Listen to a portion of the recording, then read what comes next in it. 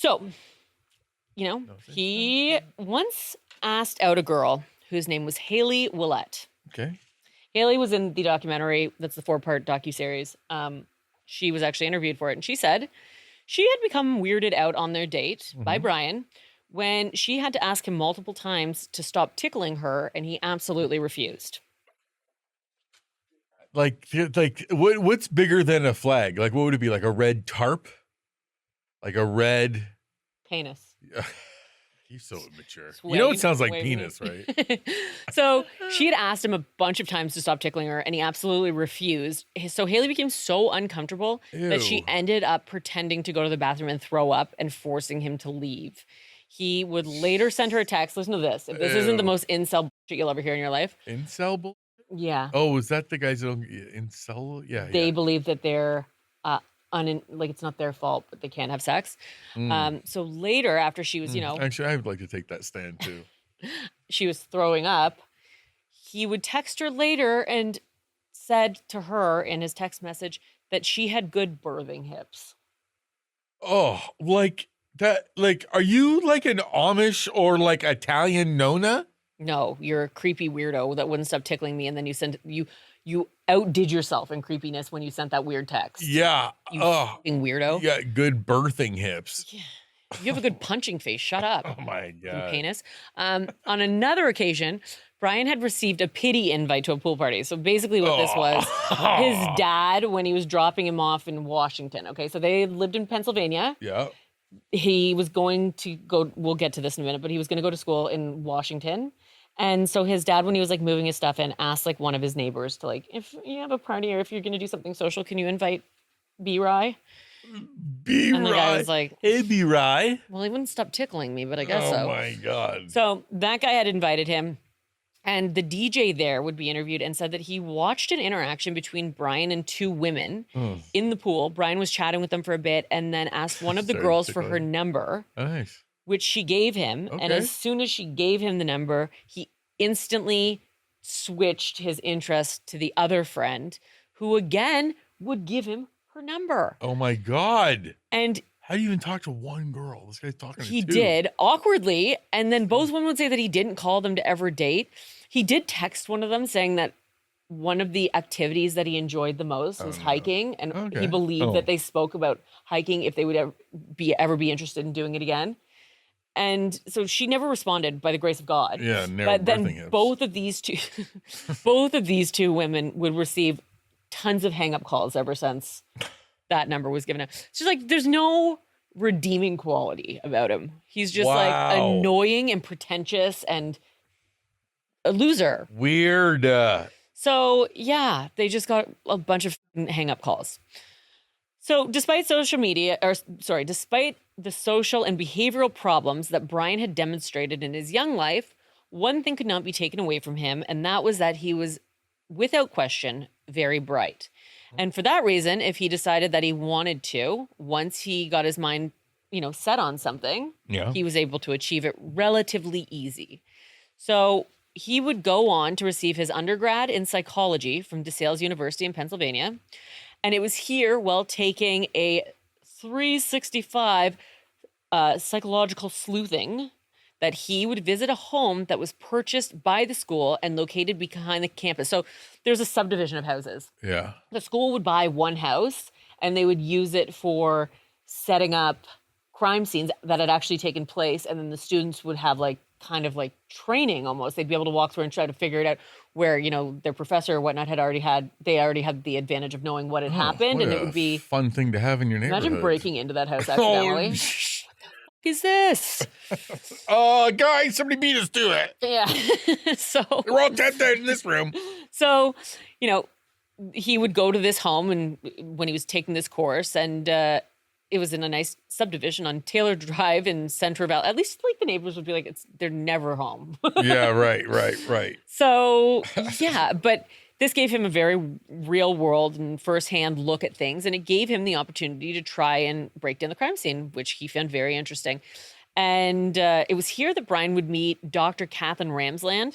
It would be I'm sorry to interrupt, but it'd be great immersive Yeah, for Like I sure. was Like, kind why of shitting on it for a second, but now that I think of it, yeah. Because what are you gonna do? You're gonna try out your trainees at a real murder scene? In Like, you didn't like need a this room idiot of a trampling all school. the fucking evidence and shit. Yeah, or like you decorate a classroom, but you got to walk from like the neon bright lights of the hallway into it, and it kind of takes you out of it. So Yeah, now for you're sure. in like an entire house, like walking You've through always where said everything is set you up. like to be immersed in crime I'm a scenes. big Don't immersion take guy. me out of it. You immerse me in something, and I'm there.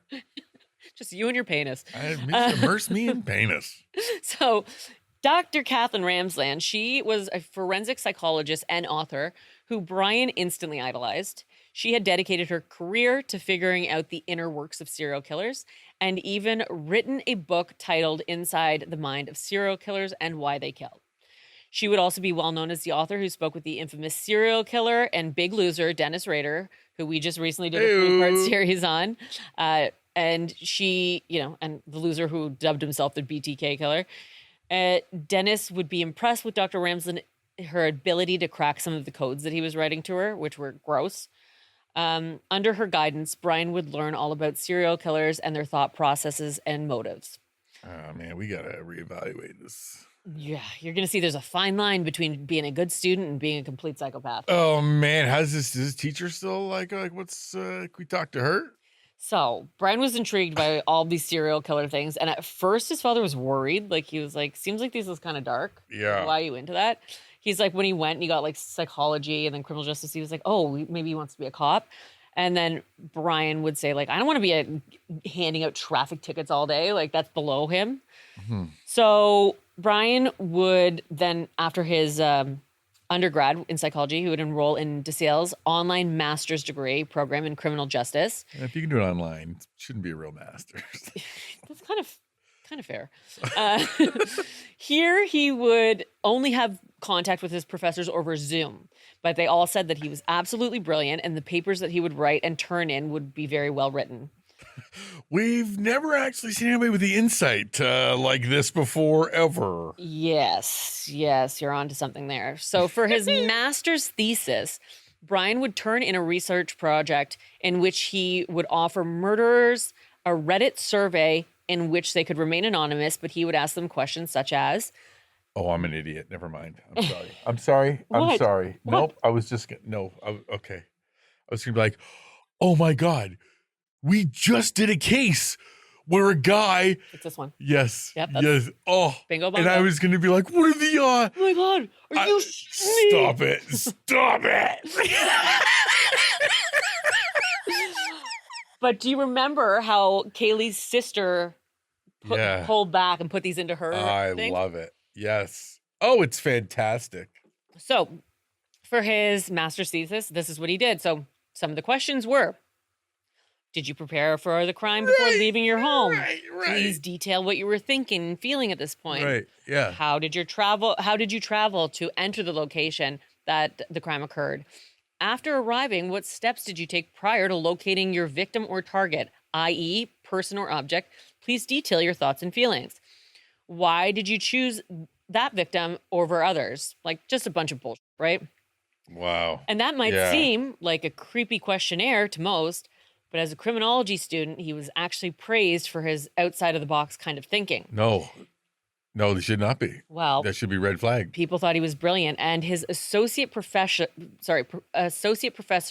Michelle Bulger at the time believed that he was the brightest student that she had ever had, and would write a letter of recommendation for him to be accepted into the criminology PhD program in Washington State University.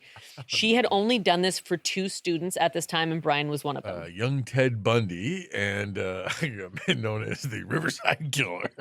So she would later say, I was one of the professors who helped Brian with his proposal on graduating thesis, his capstone project. He did put out a routine questionnaire for his thesis. It looks weird, I understand from the public view, but in criminology, it's normal.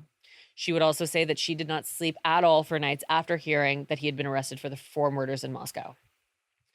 But again... Yeah, that's tough. Yeah. It's, it's... Like, I'm joking around, but yeah. It's truly the perfect way to disguise yourself. It is. You're right there. And everybody is praising you Right, because you just belong in that world. Yeah. What you're doing is not wow. Yeah. Wow.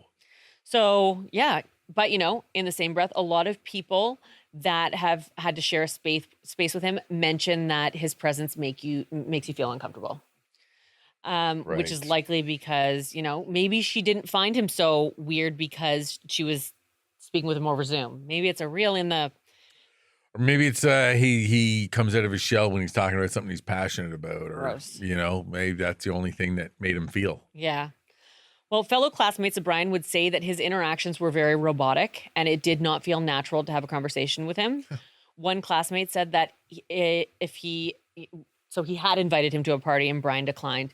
And it was very clear that Brian was not interested in social relationships at all. But, he wanted to know all he could know when he was studying.